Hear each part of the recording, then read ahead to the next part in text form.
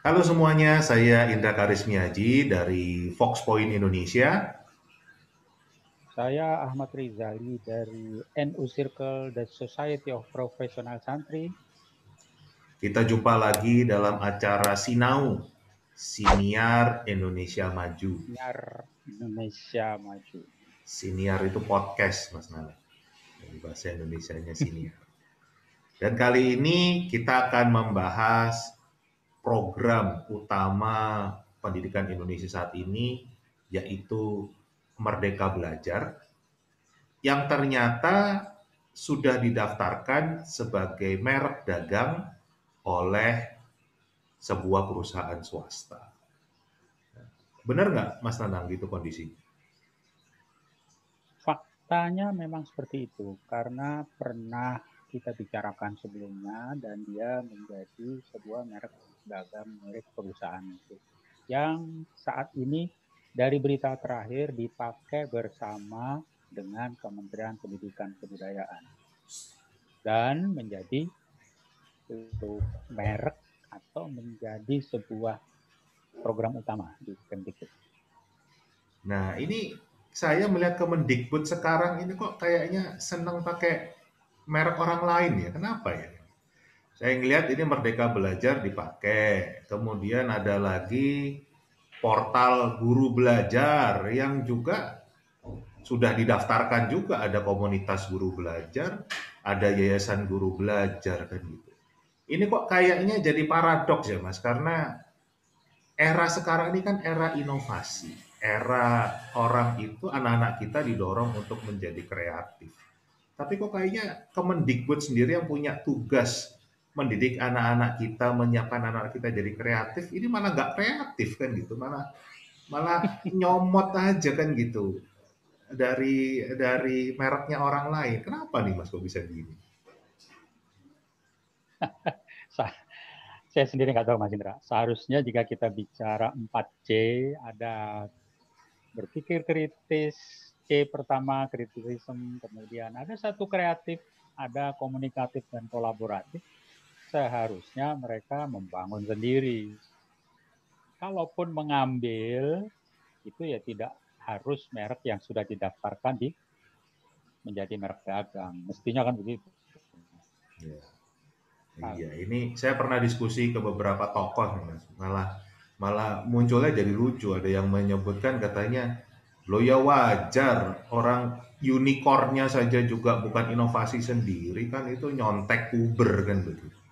Itu katanya. Jadi udah biasa urusan nyontek menyontek ini. Tapi apa Mas, selain tadi itu kan tidak mendorong kreativitas ya, ada dampak lain nggak dengan tetap memaksakan menggunakan merek dagang Merdeka Belajar ini sebagai program nasional dan bahkan sampai Pak Presiden mengatakan ini sebuah inovasi kan? Hmm, gitu ya. Padahal sebetulnya merek itu kan punya nilai masa depan, future value atau value brand. Saya mau bicara, berani bicara, karena dulu pada saat saya masih di sebuah BUMN besar, saya banyak ikut urusan merek ini. Jadi, jika seorang tokoh, apakah itu pemain bola hebat atau pejabat tinggi dunia, itu bisa menjadi duta merek.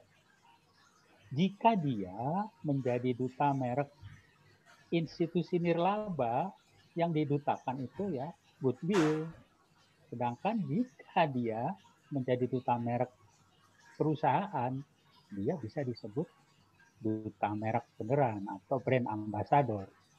Saya melihat yang dilakukan oleh Menteri Pendidikan dan Kebudayaan kita ini adalah duta merek.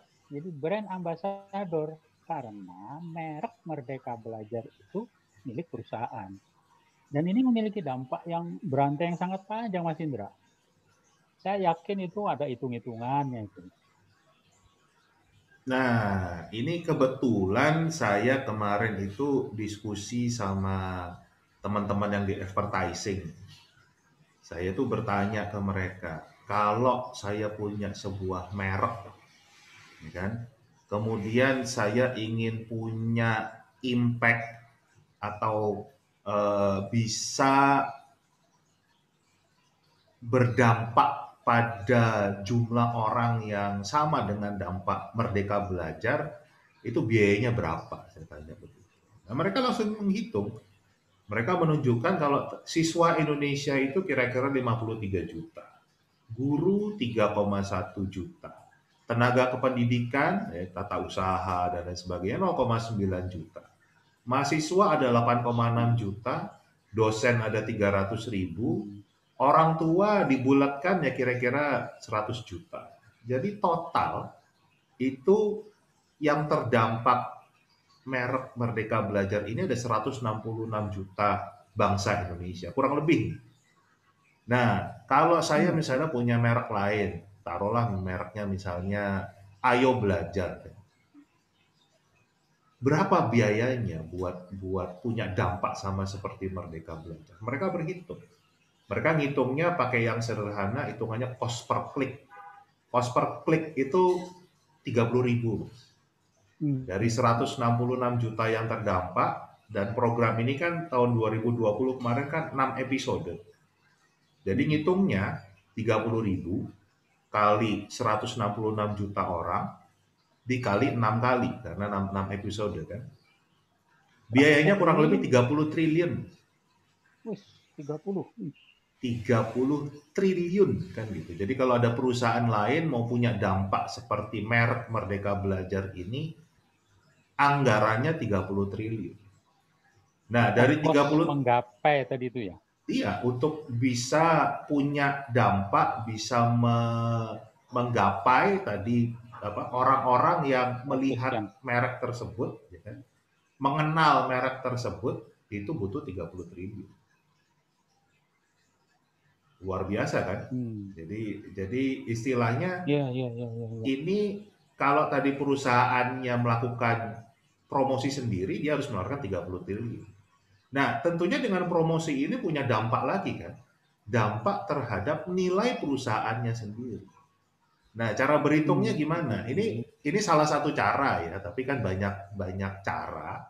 Saya ngitung begini karena kebetulan background saya bisnis. Saya ambilnya dulu keuangan, jadi tugasnya ngitung-ngitung yang begini, value perusahaan. Jadi kita mulai dari rasio promosi. Value-nya tinggi dijual ya. Rasio promosi dengan penjualan itu 1:5, jadi 20%. Rasio penjualan ke aset, jadi nilai perusahaan itu 1:2,5. Jadi kalau pakai hitungan tadi, nilai perusahaannya itu sama dengan 30 triliun, ya kan, biaya promosi tadi, kali 5, kali 2,5. Total nilai perusahaannya itu selama 1 tahun dari 0 sekarang menjadi 375 triliun. Luar biasa enggak? Hampir 3/4 dari 20% anggaran pendidikan kita. Iya, betul. Hampir itu sudah lebih dari setengah dari anggaran pendidikan Indonesia. Itu value dari perusahaannya. Dan tentunya angkanya nggak pas begitu ya, tapi bisa lebih bahkan karena kan kita bicara adalah nilai di masa depan. Kayak Facebook dulu kan cara menilainya begitu.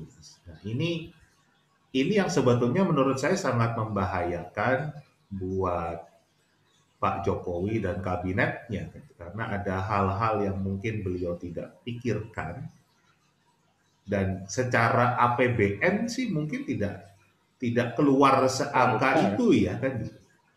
Tetapi kan ini dengan kebijakan ini membuat nilai perusahaan jadi tinggi, dengan kata lain memperkaya salah satu pihak. Nilai masa depan ya. Nilai masa depan. Future value ya. Future value. Nah, ini yang terjadi sekarang. Nah, jadi pantas kalau kita lihat dari beberapa perusahaan terakhir di dunia ini. Semisal kalau kita lihat biggest brand value itu Apple pernah memiliki nilai brand itu hampir 323 miliar US dollar atau setara Ya, dengan 4,863 triliun. ya, Begitu besar ya. ya. Dan bukan berarti semua orang pakai iPhone atau iPad, Iya, tetapi iya semua betul. orang Jadi tahu. bukan betul. Jadi Jadi bukan tidak jualan tidak iPhone-nya. langsung berhubungan pada revenue, pada berapa jumlah penjualannya kan gitu. Bahkan kalau Ya, kita ya. ingat Facebook, awal dulu kan penjualannya nol, Mas. Nggak ada jualan sama sekali saat Mark Zuckerberg itu membangun Facebook. Itu betul-betul semuanya gratis. Jadi nggak ada, bahkan tidak ada iklan, kan sekarang hidupnya dari iklan. Tapi pada saat awal itu sampai 1 juta pengguna Facebook, Mark Zuckerberg itu nggak mau ngambil iklan. Jadi, tapi angka atau value perusahaannya sudah jutaan dolar kan. Urutan ke-13. Urutan ke-13 sekarang dia dunia ini. Kan begitu. Jadi itulah yang harus dipikirkan oleh para pejabat negeri ini dalam eh, membuat kebijakan, apalagi kebijakan nasional yang tadi mengambil merek dagang milik perusahaan swasta kan gitu. Dan saya sendiri Mas, memang terus terang sampai hari ini masih menilainya ini belum menjadi kebijakan. kok Karena belum? sampai hari ini Merdeka Belajar itu belum ada naskah akademiknya. Jadi filosofinya itu seperti apa itu nggak jelas. Benar nggak Mas saya melihatnya? Saya belum ketemu tuh naskah akademik Merdeka Belajar. Ya, saya juga belum pernah baca. Tapi kalau kita rujuk ke Pak Ferdiansah, Mhm. selalu yang dikatakan yaitu kan DPR selalu bertanyanya naskah akademik. Tapi Ya, balik ke brand ini, Mas. Ada ya. nggak satu contoh seorang tokoh besar gitu yang dia memainkan peran brand ambassador dan goodwill ambassador itu? Ya banyak Mas. Misal main Contoh paling gampang mungkin Lionel Messi ya, pemain hmm, sepak bola asal Argentina ini. Beliau itu adalah goodwill ambasadornya UNICEF, jadi eh, di bawahnya PBB. PBB, kan? Dan dalam waktu yang bersamaan beliau juga adalah brand ambassador atau duta merek dari sepatu Adidas. Dan masih banyak yang lain, Hmm, hmm. Pepsi juga beliau kan gitu. Telepon Huawei juga beliau, tapi inilah bedanya. Kalau di Goodwill itu Pengeluaran sebagai duit. duta yang tidak, justru dia menyumbang karena tujuannya bukan untuk menaikkan merek UNICEF. UNICEF kan bukan merek kan gitu, nggak ada nilai ekonomisnya, nggak ada nilai komersialnya di UNICEF kan. Tetapi kalau kita bicara merek Adidas, itu akan berdampak dengan penjualan di sepatu Adidas itu sendiri. Nah, dalam hal kembali kita ke Merdeka Belajar, pemilik merek ini kan punya produk-produk, ada Yes. buku, ya, dan lain sebagainya. Kan. Ini akan berdampak penjualannya juga naik kan begitu. Ini yang mungkin tidak disadari oleh banyak orang, tetapi tugas kita kan mengingatkan Iya. supaya apa arah kebijakan nasional kita itu diambil dengan tepat dan tidak salah arah lah kan gitu. Tugas kita mengingatkan. Betul. Nah, tapi Mas Nanang yang saya dengar ini mereknya sudah dihibahkan. Ini benar nggak Mas? Dari berita seperti itu, dari berita di media. Meskipun yang saya baca, jika kita merujuk kepada undang-undang merek dan yang terkait dengan itu, penghibahan itu ada akta hibah. Akta hibah itu jelas diserahkan sepenuhnya kepada Kemdikbud. Jika akta hibah itu sudah dimiliki oleh Kemdikbud, maka Kemdikbud sudah memiliki 100% merek itu. Jadi sudah bukan milik perusahaan. Tetapi saya tidak tahu apakah sudah ada atau belum. Jika itu sudah, maka itu sudah menjadi milik publik. Seperti UNICEF tadi sudah, Mas.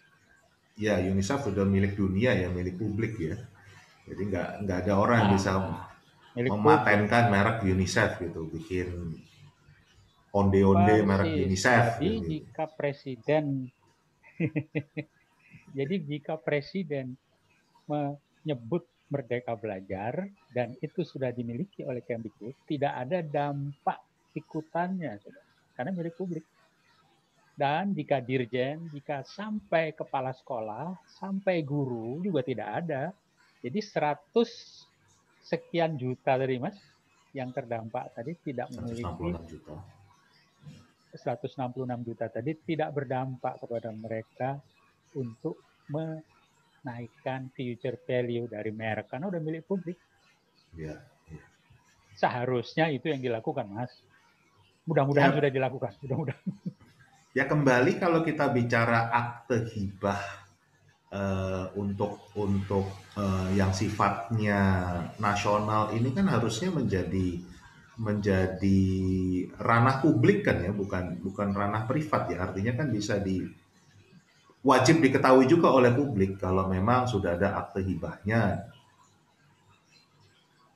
Gitu kan? Atau Semestinya begitu. Dan jika saya pemilik merek yang diributkan itu, saya akan ongkosi itu untuk katakan itu udah bukan milik saya lagi, udah jangan ribut lagi ya. Pasti begitu kan? Nggak mungkin dia diam-diam aja lah. iya, Orang itu jadi juga butuh ongkos bikin hibah itu kan. dan itu mudah-mudahan sih dalam progres ya Mas. Mudah-mudahan memang betul-betul dilaksanakan, tidak Tapi hanya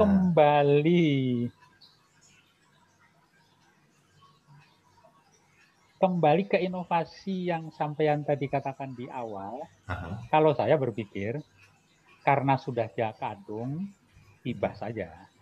Jadi program Merdeka Belajar itu bisa berjalan dengan mulus. Okay. Tetapi bisa juga kan, tinggalkan saja seperti sampean katakan itu. Gimana menurut Mas Indra? Ya iya, kembali kalau kita bicara balik ke filosofi Ki Hajar Dewantoro kan ingar sosung tulodo itu kan berarti memberikan contoh di depan. Ya kan? Kalau kita mau mendidik anak-anak kita, generasi penerus bangsa menjadi generasi yang kreatif, ya pemerintahnya harus menunjukkan kreatif kan. Kayak nggak ada jargon lain lagi aja sedunia ini kan. Bisa kita buat jargon apapun kan. Bahkan kalau perlu malah betul-betul ngambil dari Ki Hajar langsung. Misalnya apa? Belajar yang memerdekakan. Itu kan malah ke sana kan bisa daripada hanya merdeka belajar misalnya. Karena problemnya kan sudah dipatenkan, itu sudah didaftarkan. Ya mudah-mudahan sih Mas, apa yang kita sampaikan ini didengar oleh para pembuat kebijakan dan juga masyarakat menyadari kondisi nyatanya. Kita tidak ada maksud untuk apa ya istilahnya, untuk merusak tatanan yang sudah ada atau mendiskreditkan salah satu pihak, tapi lebih ke mengedukasi supaya kembali kita punya program yang benar. Akhirnya kan ujungnya tetap kita harus punya SDM yang unggul supaya Indonesia maju. Saya ngeri, Mas, terakhir dari saya ngeri jika nanti ada rezim KPK atau rezim pemerintahan penegak hukum yang baru, dia melihat ada sebuah merek milik swasta, awalnya 0, kemudian ternyata setelah sekian tahun nilainya triliun, dan dia menyusuri ternyata ongkos yang sekian ratus triliun tadi tidak dikeluarkan dari perusahaan itu, tetapi dikeluarkan dari APBN. Saya ngeri tiba-tiba penegak hukum ini memanggil pejabat-pejabat itu. Bayangin Mas, presiden dipanggil, dirjen dipanggil, menteri dipanggil. Itu gambaran ngeri saya ya. Iya, Mudah-mudahan mudah-mudahan tidak itu tidak terjadi. terjadi lah. Makanya kan kita mengingatkan supaya ini tidak terjadi, supaya ya kan dampaknya juga buruk ya kalau ada hal-hal seperti itu di dunia pendidikan kita. Apa yang dilihat oleh anak-anak kita akan menjadi satu contoh yang bukan positif tapi negatif. Nah itulah, mungkin demikian dulu Baik, siniar kita hari ini. Sampai jumpa lagi di siniar kita yang selanjutnya. salam.